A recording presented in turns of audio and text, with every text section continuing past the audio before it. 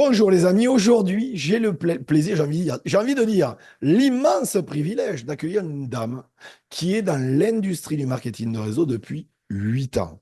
Et puis, une professionnelle, elle va nous partager vraiment ses secrets et son expérience. Elle s'appelle Caroline Champel. Les amis, j'ai eu le privilège de lui remettre un trophée à 5 000 € à Spartacus. Caroline, merci d'avoir accepté mon invitation. Comment vas-tu?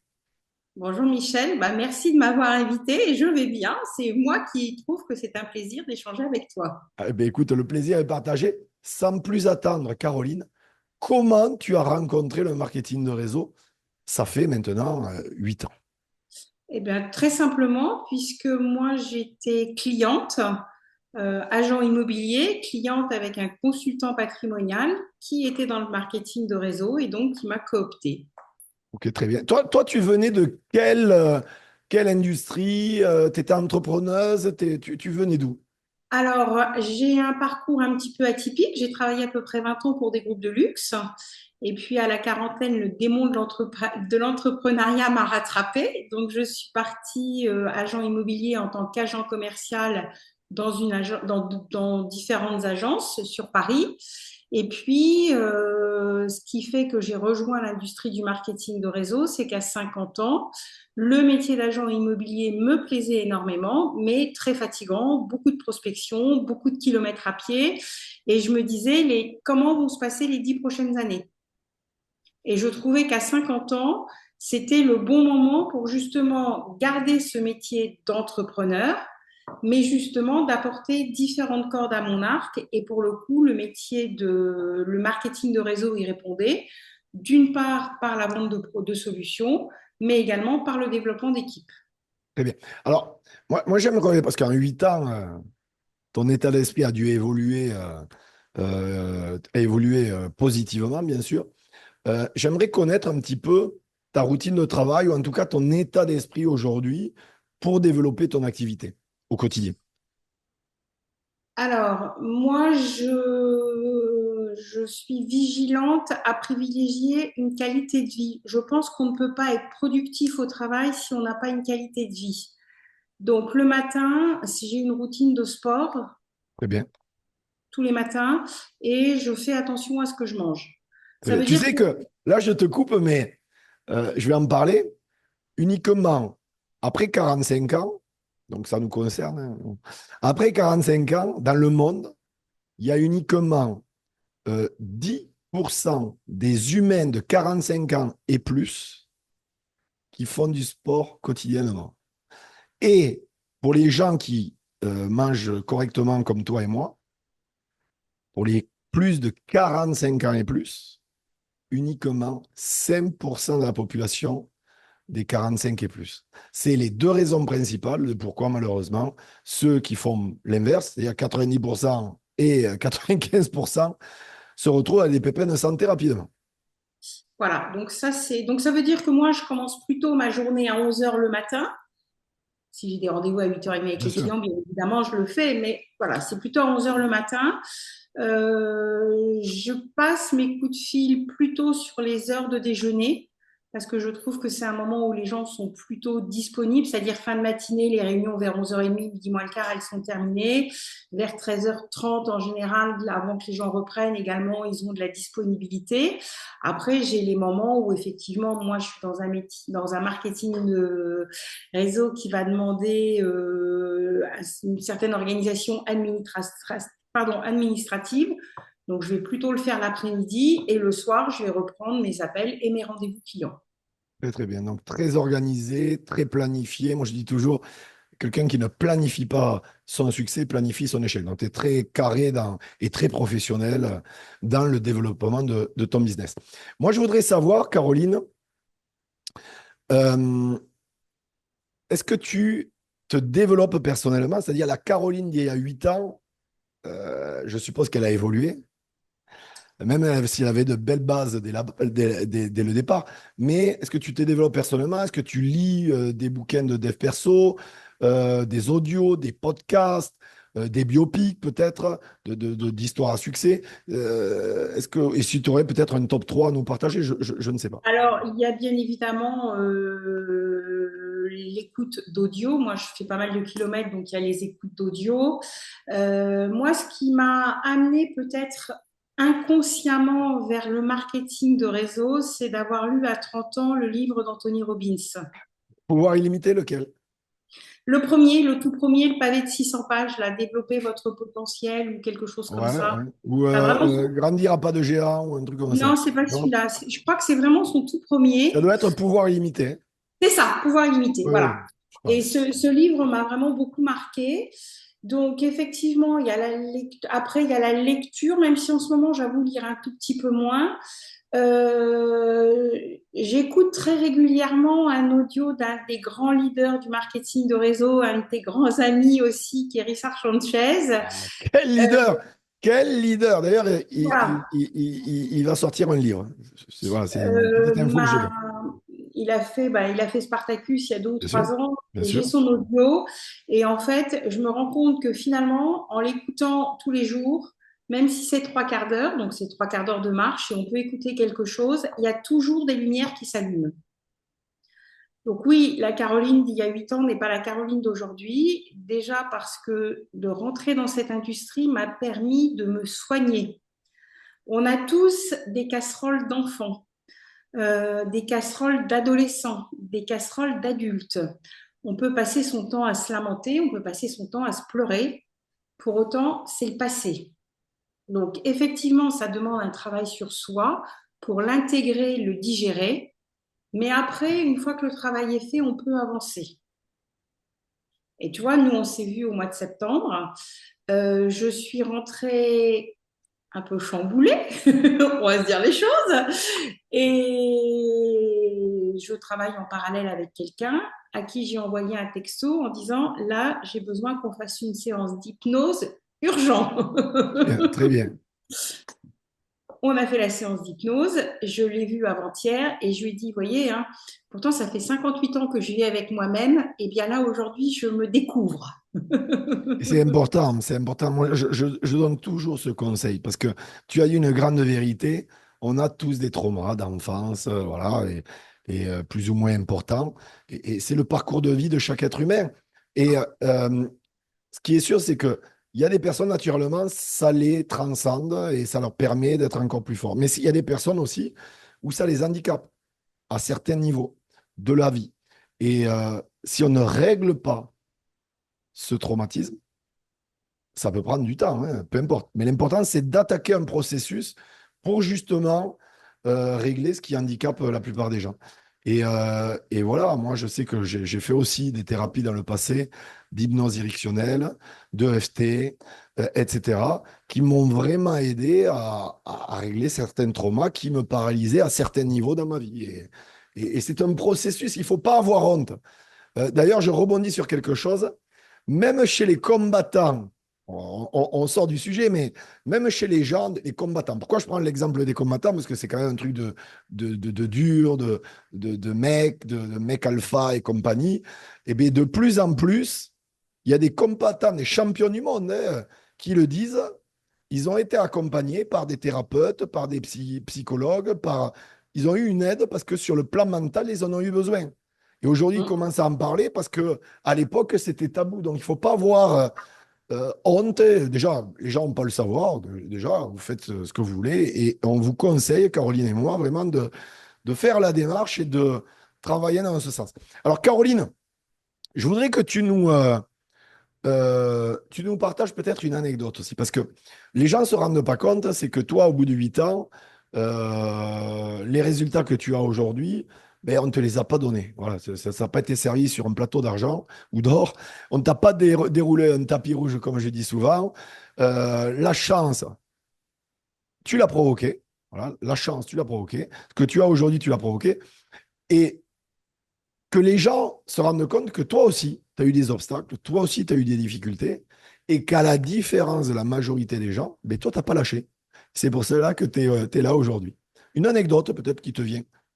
Alors oui, il faut pas lâcher parce que de toute façon, bon, je pense que c'est un état d'esprit les gens qui lâchent. Oui, On se plaint et puis c'est facile de se plaindre. Je ne connais pas de métier facile. Donc, bien sûr qu'il y a des échecs. mais quelque part, plus il y a de non, ça veut dire que plus il y aura de oui, plus on a rencontré de gens. Oui, il y a des déceptions, parce qu'on est sûr de faire une affaire et puis finalement, elle ne se fait pas. Est-ce que c'est grave? Est-ce que c'est ça qu'il faut retenir? Non. Il faut, je pense, toujours se fixer des objectifs, avancer. Moi, j'adore voyager. Eh ben, Michel Destruel, à Toulouse, il nous a dit, vous pouvez venir au Mexique. Donc, moi, c'est marqué dans ma to-do list, allez voir Michel Destruel au Mexique. Incroyable. Voilà. Écoute, le Mexique et Michel Estrel t'attend avec grand plaisir. Donc, ça ne sera pas l'année prochaine parce que l'année prochaine, c'est le Laos. L'année d'après, c'est le Chili. Mais l'année d'après, il y a de fortes chances que ce soit le Mexique. Ah ben écoute, On avec... n'impose pas. Tu as On... entendu le message de mon meilleur ami Yacine Bachir, qui a dit que on allait donner aussi la possibilité aux gens de nous rencontrer au Mexique, à Cancun, sur la rivière Maya. Et donc, tu seras la bienvenue, bien entendu. Je pense aussi que donc avoir un moteur puissant pour avancer, que ce soit des enfants, que ce soit un voyage, chacun met le niveau, enfin le curseur où il veut, mais si on n'a pas ce moteur qui nous ramène à je m'assois à mon bureau, je travaille et je sais pourquoi je travaille, ça ne fonctionne pas. Ça, il n'y a rien à faire. Après, moi, je suis quelqu'un d'assez visuel. Donc, effectivement, les objectifs, il y a des dessins sur le réfrigérateur, il y a des dessins sur les placards de la cuisine, il y a des dessins sur les glaces de la salle de bain. Ça paraît bête, mais sauf que mon cerveau, il le voit. Et le fait de le voir, il l'intègre. L'anecdote va peut-être plus venir quand j'étais agent immobilier parce que les dessins étaient encore plus explicites. Ma filleule était petite et elle dessine très bien, donc son cadeau de Noël, c'était de me faire le dessin de ce que je voulais réaliser moi dans l'année. Voilà. Donc au milieu, il y avait un chiffre et autour, il y avait ce qui devait être réalisé dans l'année. Et d'année en année, elle me disait alors marraine, et je lui disais c'est bon chérie, tout est coché. Et l'année où je suis allée aux États-Unis avec elle, elle avait fait un petit symbole de New York. Et juste avant de partir, je lui dis, enfin, quand elle me donne le dessin, je lui dis, tu rajoutes quelque chose à New York? Et elle a rajouté un hélicoptère. Et elle m'a dit, oh, ça serait quand même bien si on pouvait faire le tour en hélicoptère. Et on est allé à New York et elle me dit on fait le tour en hélicoptère. Je lui dis bah non, tu sais ça coûte cher donc c'est pas possible. Et puis un matin je lui raconte un bobard. On prend le taxi, on arrive et le type il redit le mot hélicoptère en anglais mais comme c'est comme en français, elle me dit mais on y va. Je lui dis non non c'est parce que c'est dans le bas de la ville notre rendez-vous. Donc bon le taxi il a été malin, il a compris. On est descendu et quand on est arrivé, elle m'a dit oh, mais c'est magique les dessins. C'est Et incroyable. aujourd'hui, elle a 24 ans, elle travaille, elle se fait ses dessins tous les ans. Et tous les ans, elle me dit, Marraine, ça marche. Incroyable. C'est beau quand même parce que c'est aussi. Alors, c'est incroyable l'histoire d'un côté, mais c'est aussi incroyable l'autre histoire parce que ce que tu leur as transmis quelque part, c'est une belle vision, tu vois. Et ça, pour un enfant, je pense que c'est l'un des plus beaux cadeaux qu'on puisse transmettre à un enfant. Euh, Ça fait 8 ans que tu es dans l'industrie du marketing de Oui. réseau. Tu as connu l'avant-Covid, le pendant-Covid, l'après-Covid, que ce soit, bon, on parlait d'immobilier, mais dans l'industrie du marketing de réseau. En fait, j'ai une question, enfin, j'ai deux questions dans une. Ma première question, c'est ta vision de l'industrie du marketing de réseau. Et j'ai envie de dire la place de la femme dans l'industrie aussi. Alors, c'est clair que c'est pas de moi, hein, c'est l'entreprise du 21e siècle. Il y a quelqu'un qui Robert Kiyosaki, avec qui j'ai Robert partagé la scène à Kiyosaki a deux très reprises. bien, voilà, Robert Kiyosaki a très bien écrit dessus. Pour moi, oui, c'est l'entreprise du 21e siècle, quel que soit le marketing de réseau. Voilà. Quel que soit le marketing de réseau, c'est l'entreprise du 21e siècle. La place de la femme, pour moi, c'est la seule industrie qui permet à une femme de gagner une rémunération à la hauteur de ses compétences. C'est-à-dire qu'une femme qui va travailler, qui va être rigoureuse, le mot est peut-être fort, mais qui va être organisée, qui va être méthodique, qui va faire les choses, ce n'est pas possible qu'elle échoue. Et elle aura exactement la même rémunération qu'un homme. ou plus. voire plus. Donc, effectivement, pour moi, c'est l'entreprise qui peut permettre à des femmes de s'émanciper et de trouver leur place. Après, alors moi, je suis dans du marketing de réseau financier, donc on a un gros travail à faire sur l'argent. Je pense que pourquoi le marketing de réseau fonctionne pas si bien que ça en France et en Europe, on ne parle pas d'ailleurs d'argent dans nos pays. Oui, la France est Voilà. tabou. C'est vraiment un problème. Contrairement aux États-Unis, contrairement à l'Afrique, contrairement à l'Asie.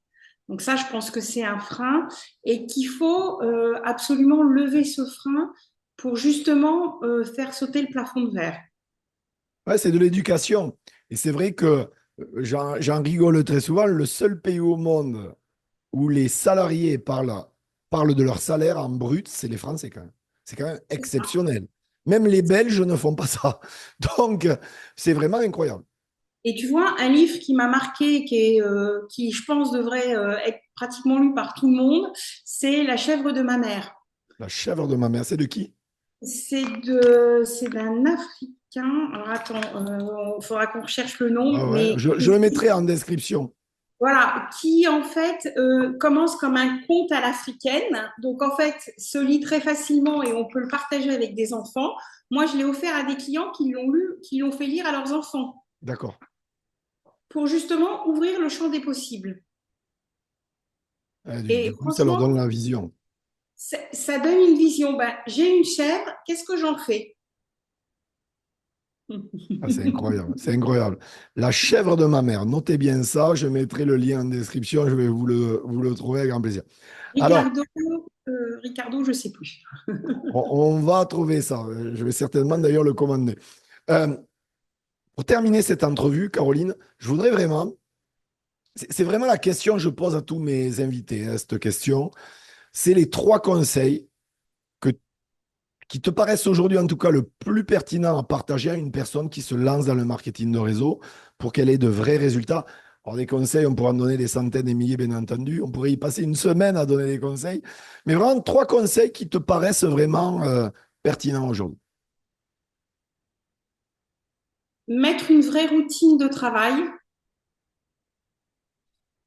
accepter les noms. Plus il y a de non, plus il y a de oui. Plus on Le nom, franchit, c'est bon? voilà, plus on franchit des étapes, plus on grandit. Et accepter de découvrir la personne que l'on est en nous. Je vais prendre l'image de l'oignon.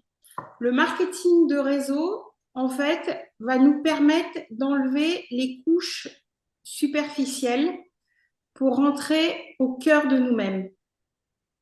Et je pense que quand on arrive à vraiment découvrir qui on est, ben en fait, on rayonne différemment et tout s'ouvre.